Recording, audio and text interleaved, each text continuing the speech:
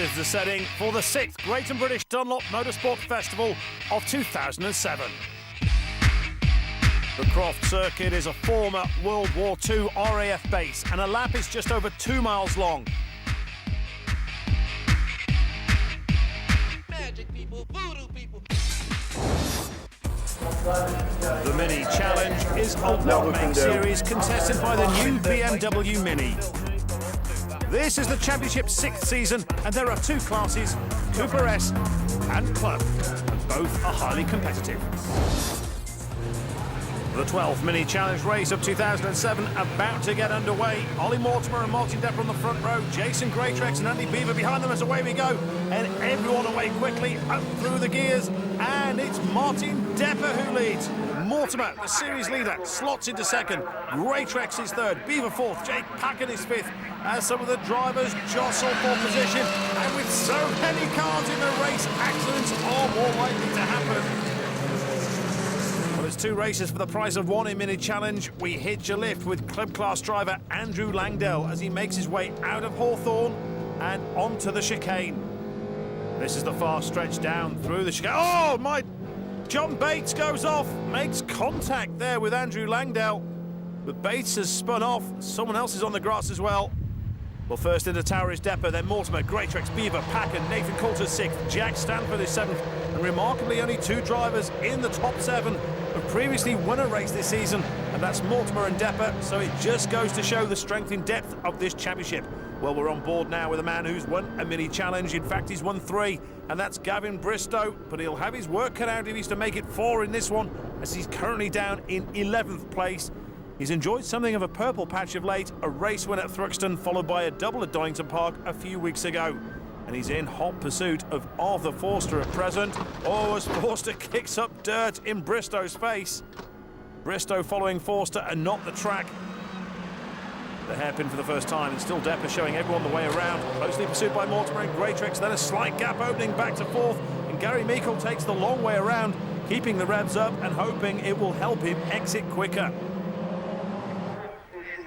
So lap 1 ends and lap 2 begins. Depper, Mortimer, Greatrex, Beaver, Packen, Coulter, Stanford. Then it's Stuart Lyons in 8th, Meikle, Forster, Bristow, Steve Tilsley is 12th, the Spaniard Pedro Del Campo 13th. Less than 4 seconds covering the top 10.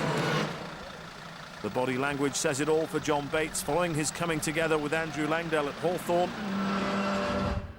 4 races without a win for Ollie Mortimer, and it could be 5, as his biggest problem on track is 3rd place Greatrex, who's closer to him than he is to race leader Depper, who's pulled out a few hundredths of a second on the Scotsman. Back with club class driver Andrew Langdell, not quite on the same pace as the leaders. It's Jenny Ryan who leads, Nick Jones is 2nd, Graham Parsons 3rd, and Keith Izzett 4th. All 4 covered by a 2.5 seconds as they began lap 2. So another close tussle in prospect in the club class. Out at the very front, it's still Martin Depper, who's not giving a single inch of the road to Ollie Mortimer in car 70. The pair of them just that little bit sharper around here than anyone else at present. Jason Greatrex in car 77, unable to stay with them. Well, 0.3 of a second, the difference between Depper and Mortimer in 1st and 2nd place, respectively, as they begin lap 2. Mortimer certainly hoping and trying to get past Depper on not quite cold tyres, but certainly not fully heated just yet. And that was a tactic he employed to good effect earlier on this season, when it seemed he was going to run away with the championship, of course. But he's been reeled in of late by his rivals, especially in club, so he doesn't want to try anything too risky. Speaking of club, here come the leaders. Ryan, Jones, Parsons, Izzett. Still no change in the top 4 as they round the hairpin. 4th placed Izzett looking to take a different line to that of his rivals as Nick Jones kicks up dust. But still no move just yet. Jenny Ryan's advantage. It's now 4/10 of a second as they cross the line, and it's less than that between Nick Jones and Graham Parsons in the battle for 2nd. Gary Kunis is close by in 5th.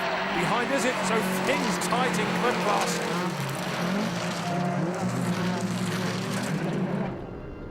We're back with Gavin Bristow, still unable to improve on 11th place. And there's the reason why in front of him, former champion Arthur Forster. He too in a surprisingly low position. Forster came close to regaining the title in 2006, but eventually it wasn't to be. Missing from the grid for the first 3 rounds of this campaign, but returned at Thruxton, but by his standards has been quite low-key. Ollie Mortimer still over Martin Depper like the proverbial ration, proving to be an itch that just won't go away. Yet Depper is certainly controlling things from the front. Scott, though, you know, won't give up as he continues to hound Depper. 8 wins between them before today. 7, of course, have gone Mortimer's way. Depper's sole victory so far coming in the second race at Thruxton. And the fastest lap of the race so far, by the way, goes to Martin Depper. 1 minute 37.906, a shade under an average speed of 80 miles an hour. Mortimer, a remarkable 0.08 of a second slower than the race leader. Tyres are up to speed now, and we most definitely have a race on our hands. The question is, how much does Ollie Mortimer want it? Is he prepared to take a huge risk and gamble his position, or will he sit tight on Depper's shoulder and be towed around? At present, I'd say it's the first option. Here comes Club, Jenny Ryan and co, still in the same order as they have been for the entire race so far. The Irish drivers pulled away slightly, and at this rate and pace, she looks odds-on to collect what will be her 3rd win of the year, following her triumphs at Alton Park and Donington Park. Further down the order, we're with Andrew Langdell. He had his best result so far in the second race at Alton Park. But that's not going to happen in this one by the looks of things. He's way, way down the order at present with a lot of catching up to do. Jenny Ryan is certainly losing them as they trip each other up. Now, will we see a move at Tower? It's a good as place as any as Parsons looks at Jones and Kunis sniffs around, is it? But still, there's nothing doing. And time is beginning to run out. Here comes Mortimer as they exit the complex, trying up the inside, but not quite quick enough to get his nose ahead. Tyres smoking, and despite saying at Donington he was just after big points, that is the sign of a man who wants to win a race. Here's another duel, this one between Jason Greatrex and Andy Beaver. The battle for 3rd. Realistically, at this stage in the race, that's probably the best either driver could hope for, with Depper and Mortimer still pulling away at the front. It would have to be a mistake from the leading 2, resulting in these 2 moving up the order. Just behind them in 5th place is Nathan Coulter, who's yet to finish in the top 3 of a mini-challenge race.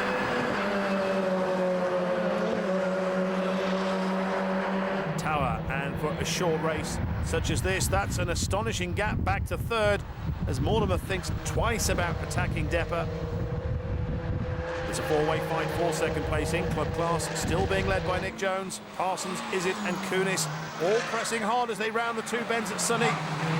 And then they'll make their way toward the complex, and it's all getting a little too close for comfort. That's how competitive this series is.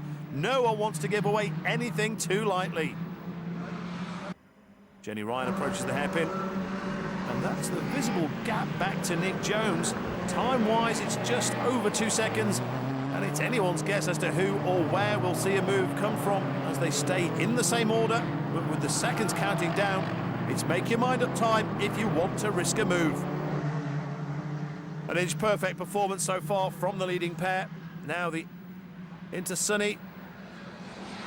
And the exit is one of the hardest to get right, and this could be the opportunity Mortimer's been looking for, but Depper just about manages to keep his Cooper S pointing in the right direction and at high speed. Now, something's happened to Gavin Bristow. That's who we're on board with, and he's dropped to 16th, hence the lack of activity in front of him, and it's only the slower club class cars behind him. So 3 race wins in 4 races will definitely become 3 wins in 5. Lap 10, the last lap of the race. No separating these 2. It's as if Mortimer is on Depper's tow rope. Wherever Depper goes, Mortimer follows. Here's Club. They're still on lap 9, of course, and still it's Ryan who leads, but all sorts of different lines here as Parsons goes tight and makes contact with Nick Jones. Both men going for the same bit of road, and instead they've found the same bit of grass. And Izzet and Kunis say thank you very much and go 2nd and 3rd. It doesn't look good for Graham Parsons if he's going to rejoin this race.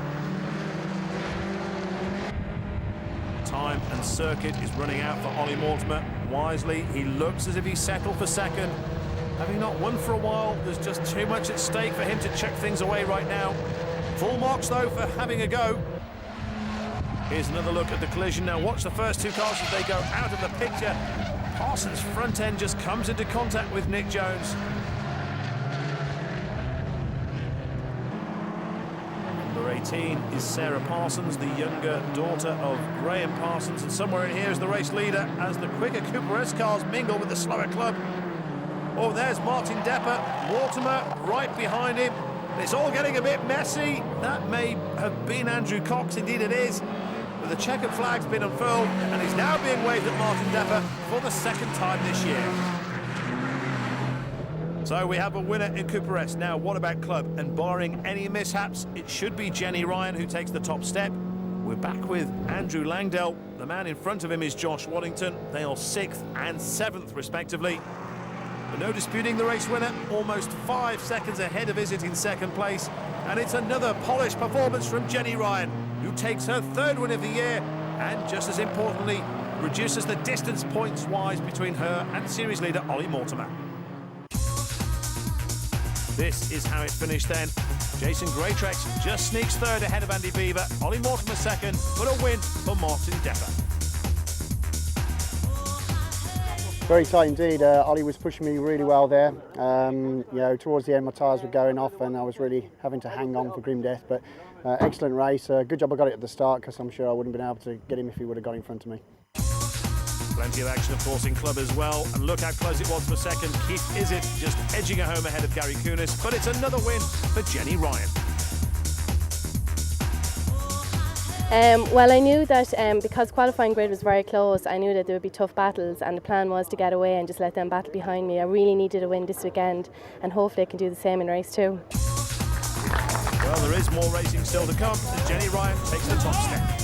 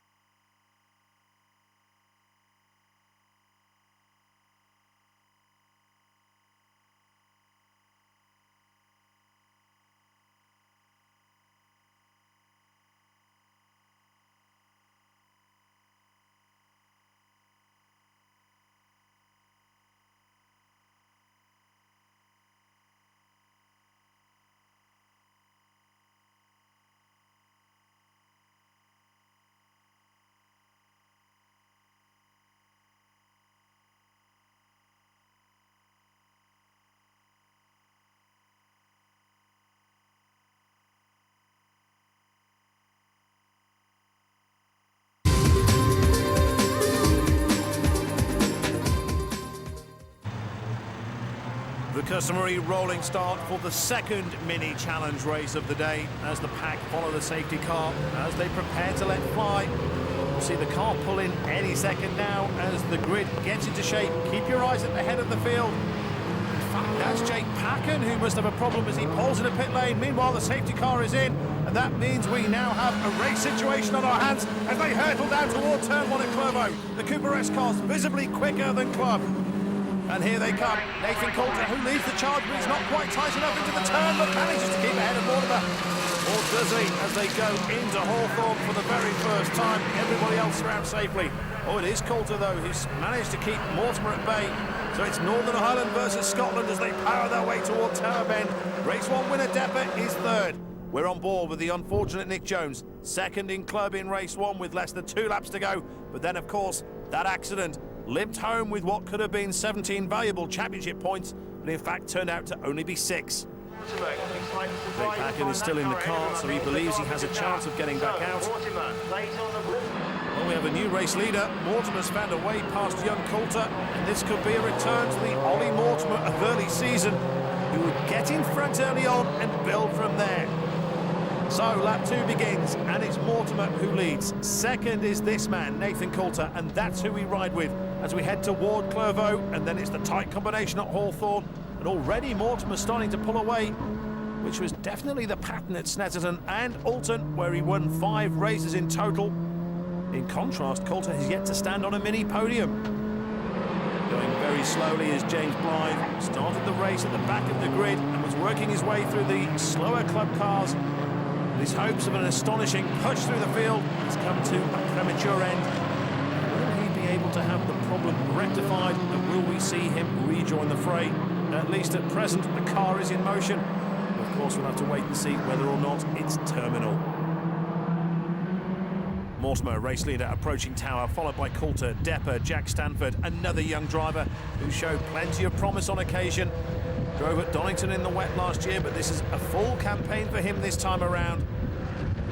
James Blythe still in the car. Hopefully he can get back out there, but there's a lot of head shaking. It looks as if that will be that. So a disappointing end to what has been a disappointing day for another of this championship's talented youngsters. Talking of talented youngsters, the view from inside the Cooper S of Nathan Coulter. Will be desperate to finish in the top 3 of this race. Something he's yet to achieve in Mini Challenge. Really stamped his mark on the series for the first time at Spa-Francorchamps last year when he qualified on the front row, but I recall he crashed out at Eau Rouge on the first lap of the first race and had a similar accident in race 2. And since then has come close, but not quite close enough to showing what a good driver he really is. Second in this race though, still ahead of Depper and Stanford, with Andy Beaver in 5th place. The end of the road for, I think that's Lee Patterson, another driver to suffer disappointment in both races today.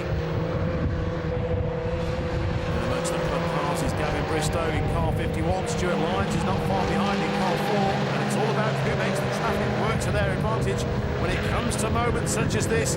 Difficult for drivers in both disciplines, of course. Coming up to complete lap 10 is Nick Jones, but he looks slow as both Graham Parsons and Jenny Ryan get up the inside of the hairpin. So Jones relinquishes the lead, and I can't quite figure out why. His body language isn't really giving too much away, apart from his obvious disappointment with something. But he's still on the move. Possibly a loss of power, maybe a temporary one, as Ryan leads Parsons around Clervaux. And they go on into Hawthorne.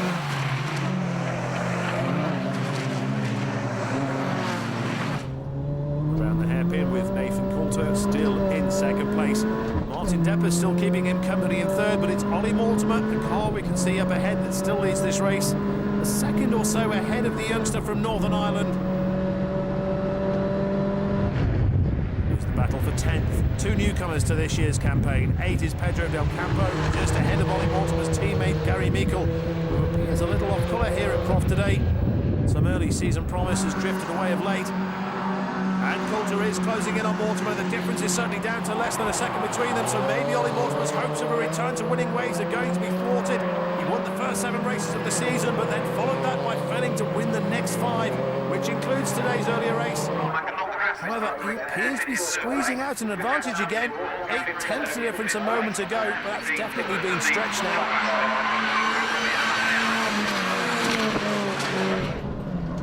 Coulter getting a bit ragged as they go around Hawthorne. If Mortimer spots moments like that in his mirrors, that will give the Scot fresh impetus.